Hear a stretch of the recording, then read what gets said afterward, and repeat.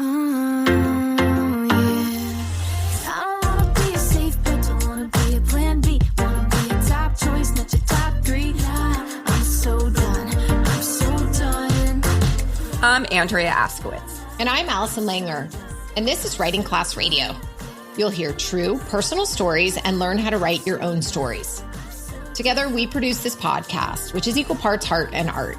By heart, we mean the truth in a story, and by art, we mean the craft of writing. No matter what's going on in our lives, writing class is where we tell the truth. It's where we work out our shit. There's no place in the world like writing class, and we want to bring you in. Today on our show, we bring you a story that was originally performed on stage at the Flagstaff Festival of Science in October 2023. This was a collaboration with ECOSS, the Center for Ecosystem Science and Society at Northern Arizona University, and Story Collider, a podcast that airs true science stories. So we worked with Jane Marks, who is a conservation ecologist and professor at NAU, who happens to be married to Bruce Hungate, who is the storyteller you will hear on this show today. Okay, so the two of them have been taking classes with us for like 3 years now? Yeah. Mm-hmm.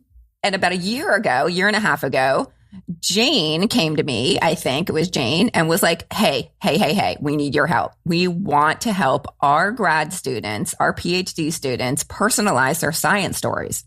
And we were like, awesome, let's do it. So we did workshops with the students. Online, on Zoom, a couple of them. And then we flew out to Flagstaff and spent a weekend with these awesome people. And then we flew out again and workshopped their stories that they had written on the page to get them stage ready.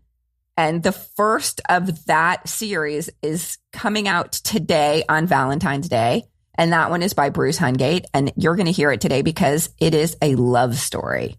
We should also say that these stories are airing also on Story Collider. It was really them who came in and recorded. They sent in a couple of their people to work with these guys also for stage. But Andrea also jumped in and she helped a lot because she did live storytelling for 9 years with this group she started, Lip Service.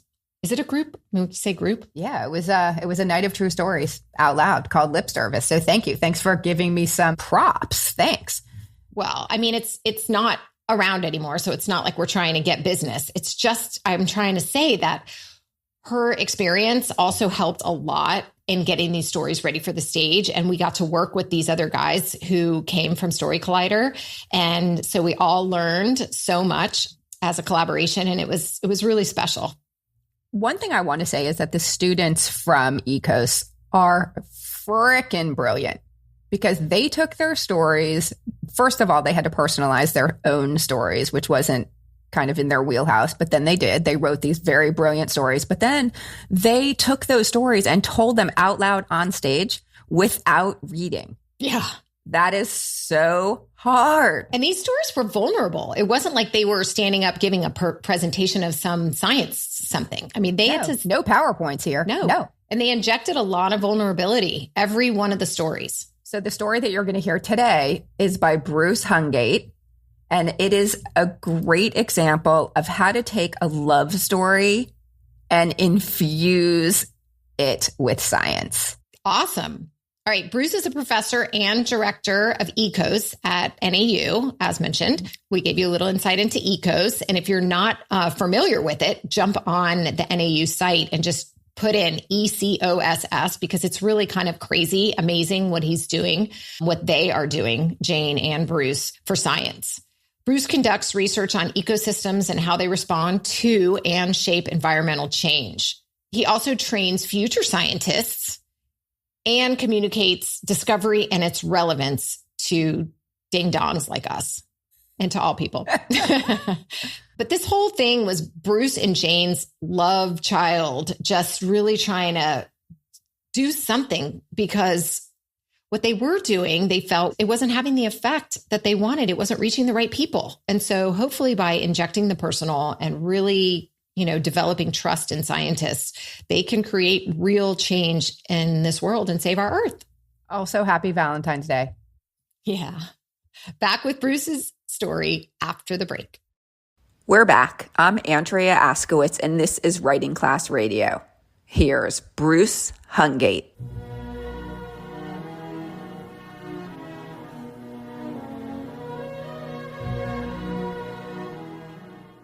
The summer after my junior year in college, I worked in a microbiology lab. I was studying tiny bacteria that live on rocks in the Negev desert. They oxidize manganese, and over thousands of years, they turn the rocks black, the desert varnish. I loved how tiny details of science could tell a story about nature. But I wasn't sure microbiology was the career for me. I was deep into musicology. In the lab, I listened to Ludwig van Beethoven's Sixth Symphony, the Pastorale, a symphony that tells a story about nature with music. I was obsessed with the second movement called Seen by a River, or Schöne am Bach in the original German, that it opens with the strings and this lilting descending line that sounds like flowing water. Da dum dum da dum dum da dum dum da da da da da da. That little turn at the end like an eddy in a river. I loved how music could tell a story about nature too. We studied that piece in music theory class, which is also where I met Carissa. Carissa played the violin. She wore cut-off jeans and torn t-shirts. I wore cut-off jeans and torn t-shirts too. I proposed we play chamber music together, and she said yes. A few hours after theory class one day, we met to rehearse. We'd been assigned to analyze Seen by a River by Beethoven, and I asked her if she'd looked at the assignment. She looked at me. That assignment isn't due for a month? I looked back at her, ignoring her, pulling out the score from my backpack because I was really excited to show her what I'd discovered. I'd been analyzing the harmony since, class, the 3 hours ago. And I showed her this one passage that I thought was great. And I said, "Don't you love how the deceptive cadence extends the line?" She looks at me. No. We're set up to resolve to the tonic. It's the dominant. It's this big, long tension, right? But we don't resolve to the tonic. We go to the dominant of the submediate, and it keeps going. She said, "We're not in theory class, Bruce. Stop it." But I kept going because it's like we're in the river, and when we think the river's going to end, and we're getting there and we think it's going to end, but it's not the end. It's a bend, and there's more glorious river music ahead. She looked at me again and said, "Can we go play music now?" If I couldn't connect to Carissa with music theory, how could I connect with the world? I thought about my job in the microbiology lab and in biology class, how I'd learned that microbes affect the climate. Everyone's interested in climate, right? Yeah.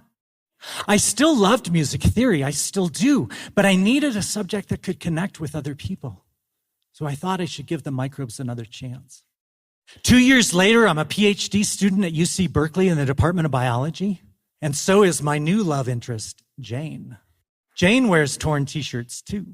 She is hot. The summer after that first year, I am knee-deep in Jane's riffle. Jane's riffle is a short stretch of the Eel River where Jane does all her PhD research, all about the algae. Jane adores the algae, and she's working on what controls how much algae you get in a river. Is it the nutrients in the water? Is it the chemistry of the water, the pH of the water, the temperature of the water?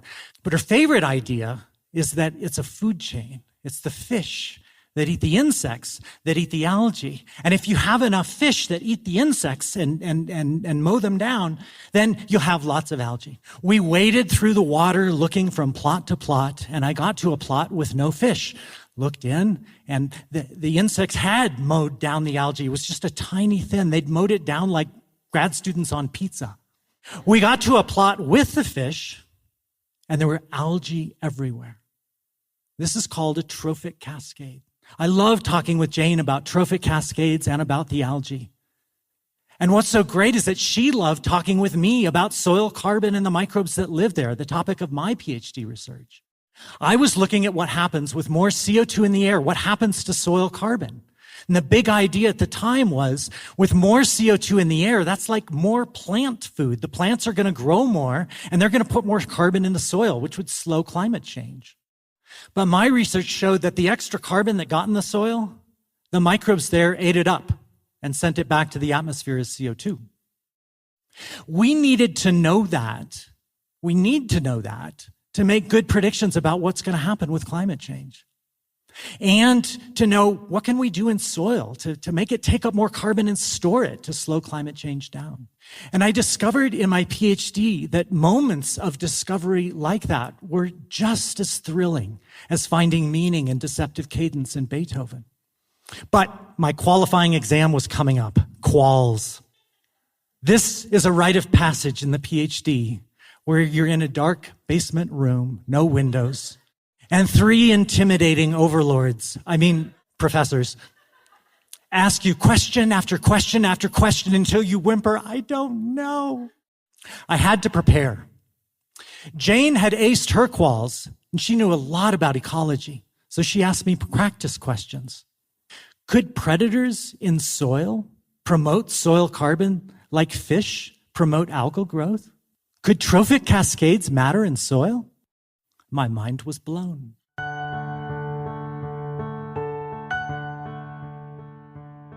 And since then, for 30 years, we've been talking about science and theory and experiments and Jane's work in the water and my work in soil, together making mud. And we're testing that trophic idea in soil now. If we add predators to soil, will we get more soil carbon, slowing climate change? These experiments are happening right now. We're harvesting one next week. I'm so grateful to be collaborating with scientists here and around the country who care so deeply about soil carbon and the microbes that live there. We will keep refining the science to get it right, and I will keep refining the story. If you haven't noticed, this is a love story. Because I found someone who cares about the tiny details and the stories they tell just as much as I do.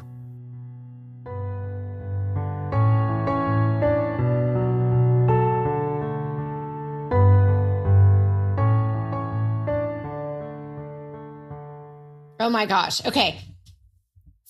I love hearing Bruce's voice, and mostly because we went through this process together. We took hikes and went back and forth trying to take this from the page to the stage. This is not brief. You may have realized this listening to him. So trying to get him to get this down to a short... Wait. What? First, we had to take it from Bruce's brain to the page, then page to stage. This was a multi-tiered process. Yeah. No. Go on. 100%. And it's funny because you did this for a long time with lip service, stories out loud and stuff like that. You worked from the page to the stage. So you're familiar with landing endings, like, the last words or last sentences of a paragraph or story or something like that, so that it has the most impact. Yeah, there's an out loud kind of tenet, which is land your sentences, your paragraphs, and your whole story on the strongest note, which Bruce does. Yeah, but it just doesn't always come naturally because we want to run on. Even when I'm yelling at my kids, like I should have ended it a long time ago, but I'm like, and another thing, right? Yeah, shut up. So it's like really working. That takes work. And Bruce was willing to do the work. Oh, yes, he was. He just also has a presence. Like he's calm. He waits for the laughter. He enjoys it. He's like got the facial expressions. Like, whew, it was so good. You really couldn't hear the audience laughing, but they were cracking up. I mean, I did hear it a little bit. You can't hear it as well as it sounds like there were 3 people in the audience, but the place was packed. True. It's true. The sound of the audience laughing isn't as big as it was in person. But right now, when we just listened to it, I really enjoyed hearing when people laughed and the laughter. I want to get to the end and talk about the end because the landing is so beautiful. And it's also a direct address. And it also is sort of higher register. So he says, if you haven't noticed, this is a love story. I found someone who cares just as much as I do. And he built that case throughout. I felt him caring so much about everything. Like I wrote a note at the very beginning when he's talking about the desert varnish. He was so jazzed. And then like a paragraph later, he's talking about being like deep into musicology and the symphony that tells a story. So first it was like environment tells a story, and then the symphony tells a story. And he's so into it. What Bruce did was Bruce told a love story, and then he snuck in this really important information about science and how microbes and how carbon works in soil. Well, do you remember when he first like started writing with us a couple years back, and he would like go off on these science, like technical, like descriptions and stories. And you and I were like, what the fuck is going on? How do we give this guy, feedback on something we don't even understand? Yeah. He's dialed it back, but he's still so excited. Yes. But the point here is that his main goal in coming to writing and writing with us and hiring us to come out there and do these things is because he wants mainstream people to understand the science behind climate change. And so his mission is so big. And now that I know it and we're familiar with it, now we've been able to help him bring that to the mainstream. And that's the whole beauty of this piece. It's so relatable. It's so understandable. And he's basically been able to dumb it down for us so that we can stop ruining the environment. Yeah. Yeah. But overall, I'm saying that he's so in love with the discoveries that he makes in science, as he's so in love with Jane, because he now has someone that he can talk to about it. And they've been talking about this stuff for 30 years. Like her infatuation with water and his infatuation with soil. That line together, making mud. Aw, they've made 2 mud babies. I know. That are now, in their 20s. Yeah. Their son played the piano just like Bruce, like out of control, like symphony type, amazing performance. Like these people are fucking brilliant. Can we just say that? Talent. The whole family. Talent. Yeah. They are. So there were some things about the writing that I just thought were so good. The one thing that you just already mentioned, which is how he dumbed down the science in a way that made me understand it. But also, okay, when he's there with Clarissa and he's going on and on and Larissa. Clarissa. No, it's Larissa. No, it's Carissa. Oh, it's Carissa. There's no L at all. You thought it was Larissa? Carissa. Well, something was wrong. Okay, you're right. Carissa. You're right. Carissa. So he's going on and on about Carissa, and he's talking about, I noticed it before he noticed it, which made me so, when he noticed it, it was so satisfying. So he's talking about how like the piece of music doesn't resolve. It just keeps going. And I'm thinking, good Lord, he just keeps going. And then he was like, and then I kept going. And I thought that was just such good writing because that was deliberate. He knew that he was going and going. You know why we forgot her name? Because now we are in love with Jane, and who gives a fuck about Carissa? Yeah, exactly. You're right. And also he couldn't connect with Carissa because she was not even interested. Because she wasn't Jane. Okay, yeah, I know. You just didn't know it yet. Thank God for Carissa, because Carissa just like, there was that moment where he said, if I couldn't connect with Carissa through music theory, how could I connect with other people? This guy is like connector to the core. He's like, he reminds me of Zeus, my dog. You just compared Bruce to your dog? No, I mean, well, because he like wants to be so connected. And I identify with my dog too. I'm sorry, Bruce. I didn't mean to, dog you down. Okay. What about this? What about this line? What about this line? Jane wears torn t-shirts too. So cute. Yeah. And that was a callback. Love it. So Explain we were a like, callback. Yeah. Explain it. A callback is when the narrator sets something up earlier in a story and then brings it back. So we already know what the significance of torn t-shirts are when he tells us that Jane also wears torn t-shirts. The line that didn't land for some reason is being knee deep in Jane's riffle. I think because people don't know what riffles are. I know. The riffle explanation came later. And if it had been explained prior and then he was knee deep, yeah, that's a good comment. That's our bad. That's an editor's mistake. Dang it. Because I just thought that line was so funny. But that's because I had already knew what a riffle was when it was coming up. But you're right. You had to know it. Anyway, trophic cascade. He loved talking to Jane about trophic cascades. Now we're like in love with Jane. I know. God, anyone who will sit through a trophic cascade over and over. Well, Jane was the one who was into trophic cascades. And so right. It was her science, but then that now is being applied to his. Right. Which I thought was really cool. When he explained that to us on our hike, I was like, that's really brilliant that he was able to like, oh, wait a minute. If it works for this, maybe it'll work for this. I thought that was really cool. But anyway, I just hope that our listener can understand, and I think they can, what it means when our narrator says trophic cascade. It's like this. We're both doing our hands the way he did them to us. It's true. It's like this. Different levels. This animal eats this and causes this reaction. Well, I am very impressed with how we learned exactly what trophic cascades mean and the way this narrator explained it to us so brilliantly and simply. So, question for you.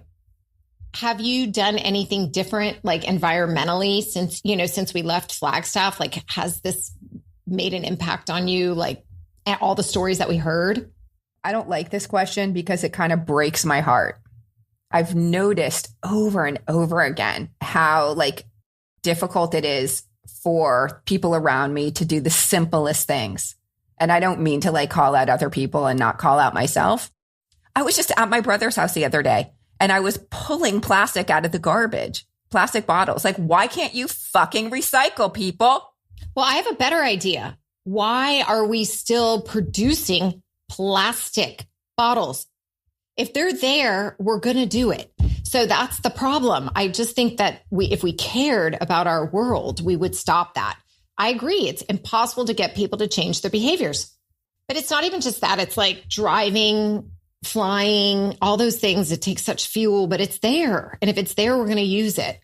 And so I feel like we have to tackle this stuff at the bottom. But people who are making the laws really actually have to listen to the scientists and start believing. And the whole point of this whole project is to start to be able for the society and the community and the world and all the proper people to start believing these scientists, one scientist at a time. Because I think people think it's bullshit, and it's not. Some people do. A lot of people do. What I think Bruce did is Bruce, in the most base sense, personalized his science story because he cares about science in the way that he cares about connecting. That's why he cares about all of this. And that's the importance of personalizing stories so that people understand and listen and hear. And I do think that that is the way to get through to the politicians, to the legislature, and all the people that are making the rules. To the public. Yeah, and to the public. So let's keep at it. Yep. Thank you, Bruce, for sharing your story. And thank you, Story Collider, for collaborating with all of us, NAU, of course, as well. And thank you guys for listening.